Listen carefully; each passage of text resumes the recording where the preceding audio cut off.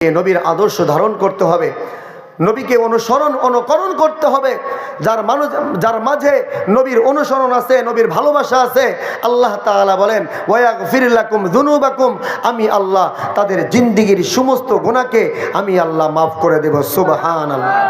সাহাবায়ে কিরাম কেমন ভালোবাসতে মোহাব্বত করছে। নাঈম রাদিয়াল্লাহু তাআলা আনহু শুনছে আমার নবীকে মারার জন্য ওমর যাইতেছে। নাঈম রাদিয়াল্লাহু তাআলা আনহু পেরেশান হয়ে গেছেন চিন্তায়।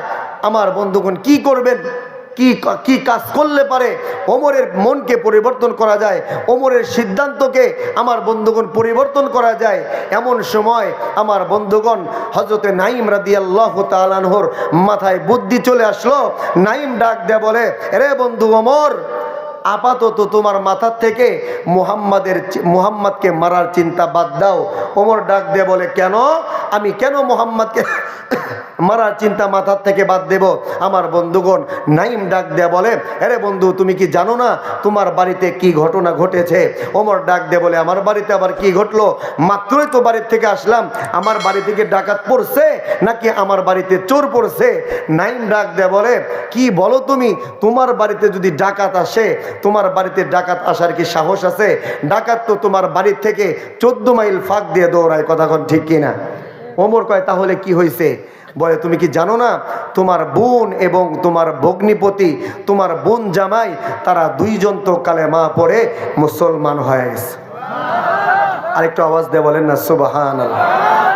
আমার ভাই জান, আমার বন্ধুগণ, ওমরের মিজাজ তো এমনি হাই, আরো হাই হয়ে গেছে, মিজাজ গরম হয়ে গেছে। ওমর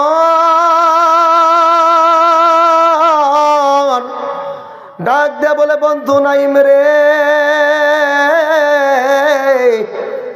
তুমি কেমন কথা বললা? নাঈম, তুমি কি মুহাম্মাদকে আমার হাত থেকে বাঁচানোর জন্য এই কথা বলতেছো?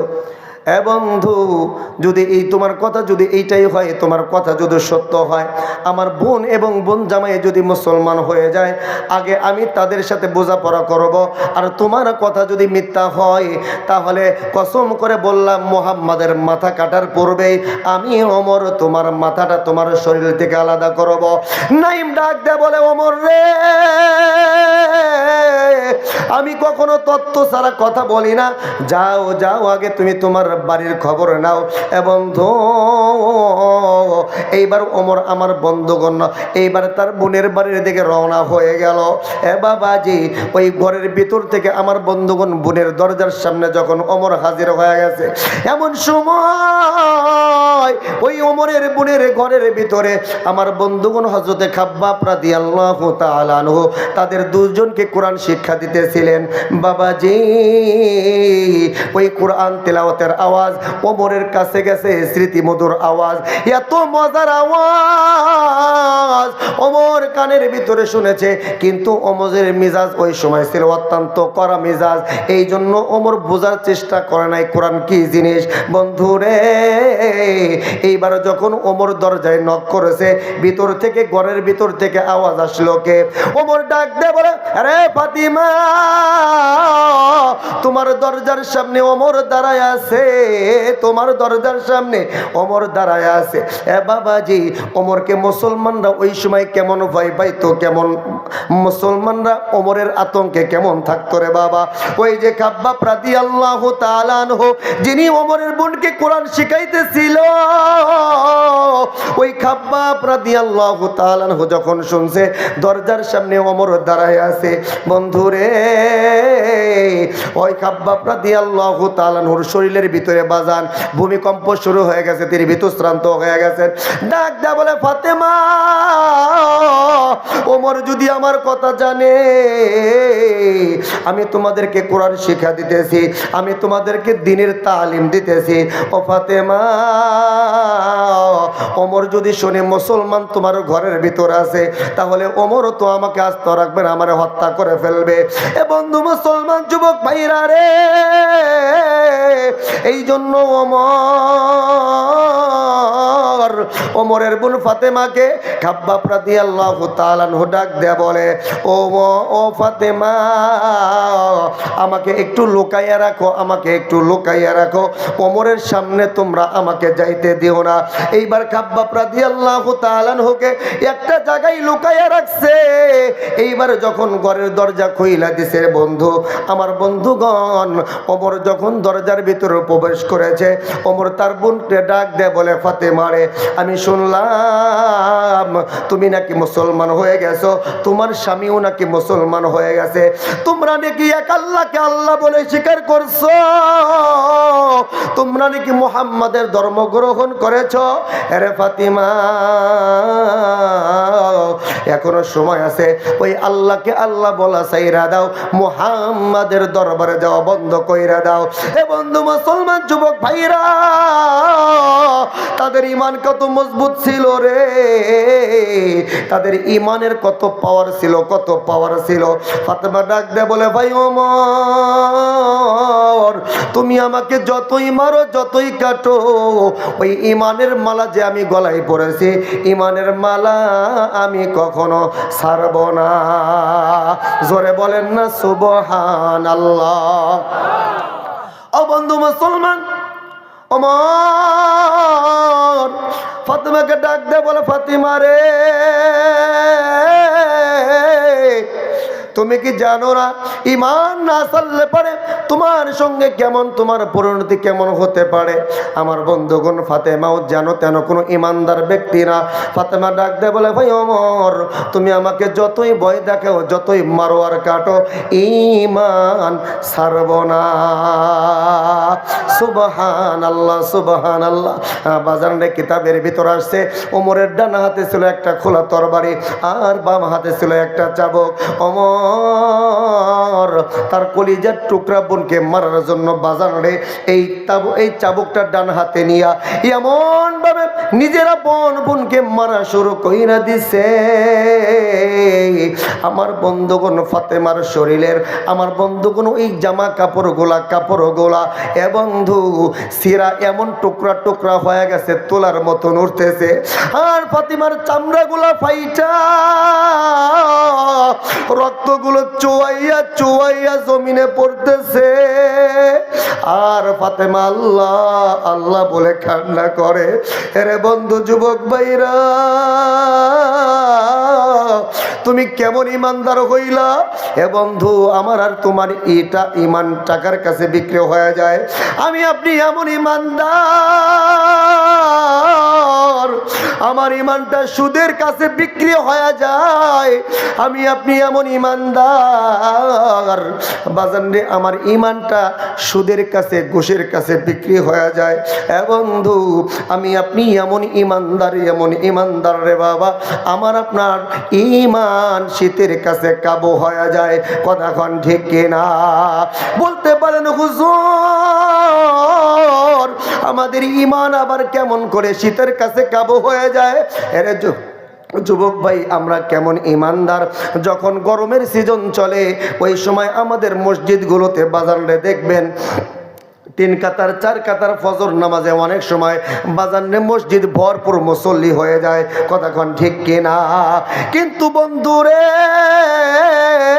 এই শীতের সিজন যখন চলে আসে, আমরা কেমন শক্তিশালী ইমানদার, ওই ফজরের নামাজে 1টা 2টা 3-4 জন মানুষ ছাড়া ফজর নামাজে জামাতে মানুষ খুঁজে পাওয়া যায় না। কথাক্ষণ ঠিক কিনা? সত্য করলাম না মিথ্যা কইলাম? গরমের সিজনে মুসল্লির অভাব নাই, আর শীতের সিজনে মুসল্লি হেরিকেন লাগায় খুঁজে তালাশ করে পাওয়া যায় না। মসজিদগুলো হাহাকার হয়ে থাকে, অথচ আমরা দাবি করি আমরা ইমানদার। কথাক্ষণ ঠিক কিনা? এ বন্ধু মুসলমান, নামাজ কত বড় ইম্পর্টেন্ট একটা ইবাদত। কিয়ামতের দিন যখন জাহান্নামীরা জাহান্নামে চলে যাবে, জান্নাতীরা জান্নাতে চলে যাবে, ওই জাহান্নামীদেরকে প্রশ্ন করা হবে, মা সালাকাকুম ফি সাকর, মা সালাকাকুম ফি সাকর। এরে জাহান্নামীরা কে তোমাদেরকে জাহান্নামে নিয়ে আসছে? কি এমন কাজ করেছো যার কারণে তোমরা জাহান্নামে আসছো? তোমরা কি জানো না জাহান্নামের আযাব বড় ভয়াবহ? জাহান্নামের আগুন কিন্তু দুনিয়ার সাধারণ কোনো আগুন নয়। এই জাহান্নামের আগুন কিন্তু অত্যন্ত ভয়াবহ আগুন। কেমন আগুন রে বাবা? এই দুনিয়ার আগুন এমন সামান্য আগুন, এই আগুনের ভিতরেই আমরা এই আঙ্গুলটা রাখতে পারি না। কথা কোন ঠিক কিনা? এইখানে যাকেই বলি, যতই আপনি শক্তিশালী হন না কেন, যতই আপনি সাহসী হন না কেন, আপনাকে যদি বলি আপনি চুলার আগুনের উপরে একটা মিনিট আপনার হাতটাকে রাখেন, এমন বাপের বেটা নাই একটা মিনিট আগুনের ভিতরে হাতটা জ্বলাইয়া রাখবে। কথা কোন ঠিক কিনা? ও যুবক, কোন সাহসে তুমি নামাজ ছাইরা দাও? কোন সাহসে? কে তোমাকে এত বড় সাহস দিয়েছে? স্পর্ধা তোমার কেমন করে হলো যে তুমি নামাজ কাজা করতেছো, নামাজ ছেড়ে দিতেছো? জাহান্নামীদেরকে জিজ্ঞাসা করা হবে, মা সালাকাকুম ফি সাকর, এরে জাহান্নামীরা, কে তোমাদেরকে জাহান্নামে নিয়ে আসছে? আরে বন্ধু মুসলমান যুবক ভাইরা রে,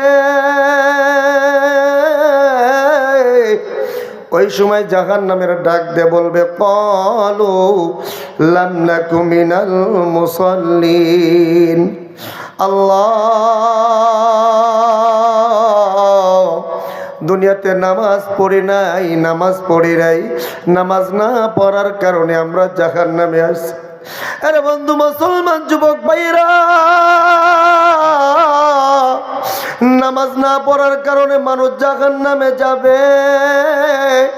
তুমি কোন সাহসে তুমি নামাজ ছাইরা দেও রে বাবা? এ বন্ধু,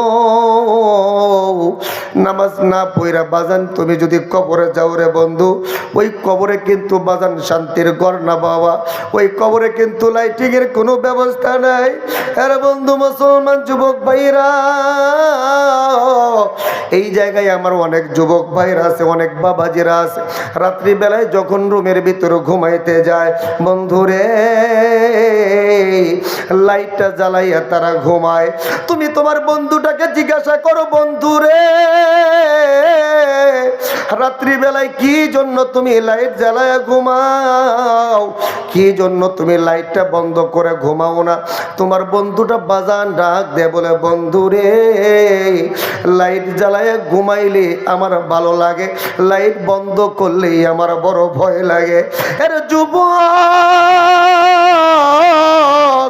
দুনিয়াতে তুমি 3-4 ঘন্টা আমার বন্ধুগণ রুমের ভিতরে ঘুমাইতে যাও, লাইট চালা ঘুমাইতে পারো না। আমার বন্ধুগণ যখন তোমার চক্ষুটা বন্ধ হয়ে যাবে বাজান রে, চক্ষুটা বন্ধ হওয়ার সঙ্গে সঙ্গে সমস্ত মানুষ তোমার পর হয়ে যাবে, সমস্ত মানুষ তোমার পর হয়ে যাবে। তোমার আপন মা বাজান, যেই মা তোরে 10 মাস 10 দিন গর্ভে ধারণ করেছে, এই জনম দুঃখিনী মা, আমার বন্ধুগণ তোমার রুমের ভিতর রাখতে চাবে না। যেই বাবা তোমার জন্য এত কষ্ট করে রিক্সা ভ্যান চালায়া তোমার ডাক্তার ইঞ্জিনিয়ার বানাইছে, এ বন্ধু যুবক ভাইরা রে, ওই জনমধনী বাবাও তোমার ঘরের ভিতর রাখবে না। এ বন্ধু মুসলমান যুবক ভাইরা, যেই বন্ধুর সঙ্গে আমার বন্ধুগণ তুমি খেলাধুলার জন্য মাঠে গেছো, ক্রিকেট খেলছো, আমার বন্ধুগণ ব্যাট বল খেলছো, যুবক বন্ধু রে, তোমার বন্ধুটাও তোমাকে শেষবারের মতন দেখার জন্য আসবে রে বাবা। প্রত্যেকটা মানুষ তোমাকে ওই অন্ধকার ঘরে রাখার জন্য ব্যস্ত হয়ে যাবে। কেউ বা তোমাকে আখির বিদায় দেওয়ার জন্য, কেউ বা যাবে বাঁশ বাগানে বাঁশ কাটার জন্য, কেউ বা যাবে তোমাকে শেষবারের জন্য বাজান গোসল করার জন্য, পানি গরম করার জন্য যাবে। আরে বন্ধু মুসলমান যুবক ভাইরা, একটা দিলটাকে নরম করে দাও, কবরের মোরাকাবায় চলে যাও। কেমনে তুমি অন্ধকার কবরের ভিতরে থাকবা? নামাজ না পড়া কেমনে তুমি কবরের ভিতরে যাও রে যুবক? আমার বন্ধুগণ, এইবার অনেক মানুষ বাজার নে তোমাকে কবরে রাখার জন্য। ওই দোকানে চলে যাবে 7-3 টুকরা পাতলা মার্কিনের কাপড় কেনার জন্য। আমার বন্ধুগণ, এইবার তোমার যখন সব কিছু শেষ হয়ে যাবে, জানাজার নামাজ পড়ায়া তোমার লাশটাকে যখন কবরের ভিতর রাখবে, সমস্ত মানুষ কবর দিয়া তোমার বাড়ির দিকে সকলে চইলা যাবে। আরে যুবক, আমার আপনার দয়ার নবী মায়ার নবী ডাক দিয়ে বলে, আল কবরু রাউদাতুম মির রিয়াদিল জান্নাহ আও হুফরাতুম মিন হুফারিন নার। ওই কবরটা আমার বন্ধুগণ কারো জন্য জান্নাতের বাগানের মধ্যে একটা বাগান হয়ে যাবে। একটু আওয়াজ দিয়ে বলেন না সুবহানাল্লাহ। আবার ওই কবরটা কারো জন্য জাহান্নামের গর্ত হয়ে যাবে। আমার রাসূলকে জিজ্ঞাসা করা হইল, ইয়া রাসূলুল্লাহ, ইয়া হাবিবাল্লাহ, নবী গো, ওই কবরটা কোন মানুষদের জন্য জান্নাতের বাগান হবে? আমার রাসূল ডাক দিয়ে বলে, ও আমার সাহাবীরা, ও আমার উম্মতরা, শুনো, যেই মানুষগুলা দুনিয়ার জমিনে 5 ওয়াক্ত নামাজ পড়বে, আল্লাহ এবং আল্লাহর রাসূলের হুকুম মাইনা চলবে, এরে উম্মতের দল শুনো, ওই মানুষগুলা যখন মারা যাবে, তাদের লাশটাকে যখন কবরে নামাবে, কবরে লাশটা নামাইতে দেরি হয় রে, আমার আল্লাহ ওই নামাজি বান্দার কবরটাকে জান্নাতের নাজ নিয়ামত দিয়ে ভরপুর করতে দেরি করে না। একটু আওয়াজ দিয়ে বলেন না সুবহানাল্লাহ। আমার বন্ধুগণ, আপনি নামাজি হয়ে যদি বাজান কবরের ভিতরে যান রে বন্ধু, আপনার কবরটা অন্ধকার থাকবে না। আপনার কবরটা আমার বন্ধুগণ আপনার কবরটা ঠান্ডা থাকবে না। আরে বন্ধু মুসলমান যুবক ভাইরা রে, নামাজ না পড়ে যদি কবরে যাও, আমার রাসূল বলে, ওই লাশটাকে যখন কবরের ভিতর নামাবে, বেনামাজি আমার বন্ধুগণ যখন লাশটা কবরের ভিতর নামাবে, দুই পাশের মাটি এমন ভাবে চাপ দিবে, আমার বন্ধুগণ এক পাজরের হার অপর পাজরের ভিতর মরমর মরমর কইরা ঢুকে পড়বে। বেনামাজি মানুষ কবরের ভিতর কান্না করবে, বাঁচাও বাঁচাও বাঁচাও বইরা কান্না করবে। আমার বন্ধুগণ, তার কান্না কেউ শুনতে পারবে না। এই জন্য বন্ধু, এখনো সময় আছে, 5 ওয়াক্ত নামাজ পড়ো। আমার বন্ধুগণ, এই মাহফিল থেকে আজকে বাজান একটু ওয়াদা কইরা যাও, আগামীকাল থেকে কারা কারা 5 ওয়াক্ত নামাজ, ফজর নামাজ থেকে শুরু কইরা আমার বন্ধুগণ কারা কারা মসজিদে যা নামাজ পড়বা, আমার আল্লাহকে একটু হাতটা তুইলা দেখাইয়া দাও। হাতটা ধরেন, সকলেই ধরেন যুবক ভাইরা, আল্লাহ তাকাইয়া দেখো, তোমার যুবক বান্দারা, বৃদ্ধ বাবাজিরা আগামীকাল থেকে 5 ওয়াক্ত নামাজ পড়বে। আল্লাহ তুমি তোমার বান্দাদেরকে নামাজ পড়ার জন্য সহজ কইরা দাও। আল্লাহ তুমি তাদেরকে কবুল করে নাও। সকল বলেন আমিন। আর একটু জোরে বলেন আমিন। আমার বন্ধুগণ, আমার বাইরা রে, আজকে আমাদের ঈমান এত দুর্বল, এত ঈমান দুর্বল রে বাবা। এ বন্ধু, এই ঈমান নিয়ে কেমনে তুমি আখিরাতের ময়দানে উঠবা? ফাতেমার ঈমান এত মজবুত ঈমান, ফাতেমাকে এমন ভাবে ওমর মারে, ফাতেমা ডাক দে বলে, ভাই ওমর, তুমি যতই মারো যতই কাটো ঈমান ছাড়বো না। এর ভাই, তোমার এই তাবুক দিয়ে আমারে মাইরা লাভ নাই রে ভাই। তোমার হাতে যে একটা তরবারি আছে, ওই তরবারি দিয়া তুমি আমার শরীর থেকে আমার মাথাটা আলাদা কইরা ফেলাইতে পারো, তারপরেও ঈমান ছাড়ব না। আল্লাহু আকবার, আল্লাহু আকবার। ওমর ডাক দেয়া বলে, ফাতিমা রে, কেমন ঈমান আনলি?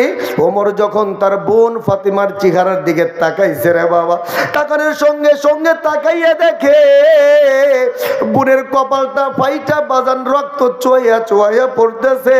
কঠিন দিলের মানুষ ওমর, যদিও কঠিন দিলের মানুষ, তারপরেও তো ফাতেমা তার আপন কলেজার টুকরা বোন রে বাবা, রক্তের কালেকশন আছে।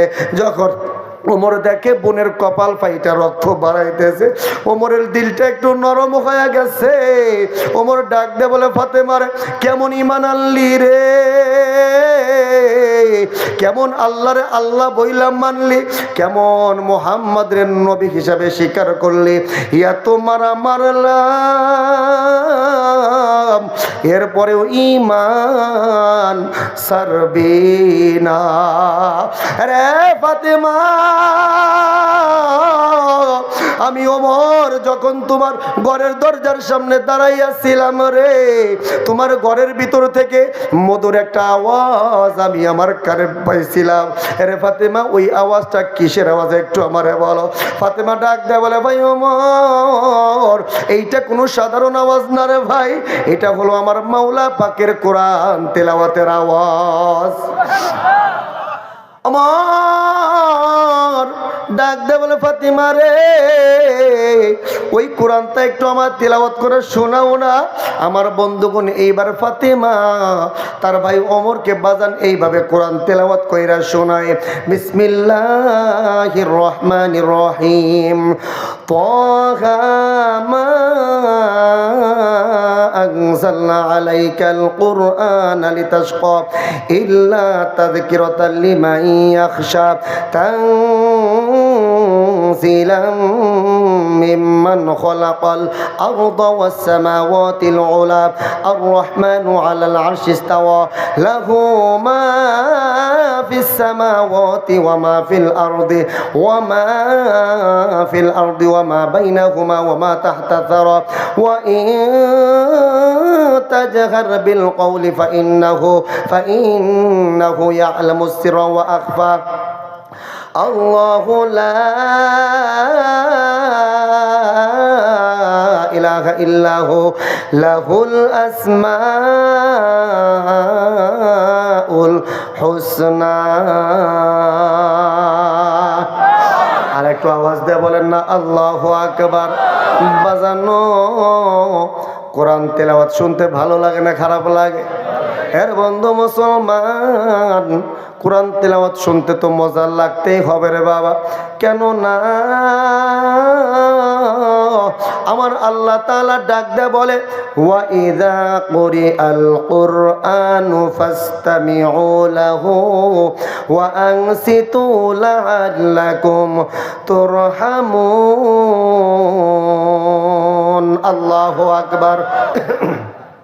আল্লাহ তাআলা ডাক দেয় বলে, বান্দারে, আমি আল্লাহ তাআলার কোরআন যখন তোমাদের মাঝে তেলাওয়াত করা হয়, ওরে বান্দা, কোরআন তেলাওয়াতের সময় তোমরা দিলের কান লাগায়া চুপচাপ আমি আল্লাহর কোরআন তেলাওয়াত শোনো। কেন না ওই সময় আমি আল্লাহ তাআলা তোমাদের উপরে রহমত আর বরকত নাজিল করি। একটু আওয়াজ দিয়ে বলেন না সুবহানাল্লাহ। ওমর ফাতেমার কণ্ঠে কোরআন তেলাওয়াত শুনে কঠিন দিলের মানুষ ওমর কোরআন তেলাওয়াত শুনতে শুনতে বাজান রে, কোরআন তেলাওয়াতের ভিতরে এমন মইজা গেছে, এমন ঢুইকা গেছে রে বাবা, ওমরের কঠিন হৃদয়টা মোমের মতন গইলা গইলা পইরা যায়। আল্লাহু আকবার কইবেন না? কোরআন যেন তেন কোনো কিতাব নাই রে বাবা। আপনার মনের ভিতরে কষ্ট আছে, দুঃখ আছে রে বাবা, কোরআন তেলাওয়াত শুনবেন। আমার বন্ধুগণ, ওই যে হাফিজিয়া মাদ্রাসার পাশে যায় হাফেজরা কোরআন তেলাওয়াত করে, একটু শুনবেন, বৈশা বৈশা শুনবেন।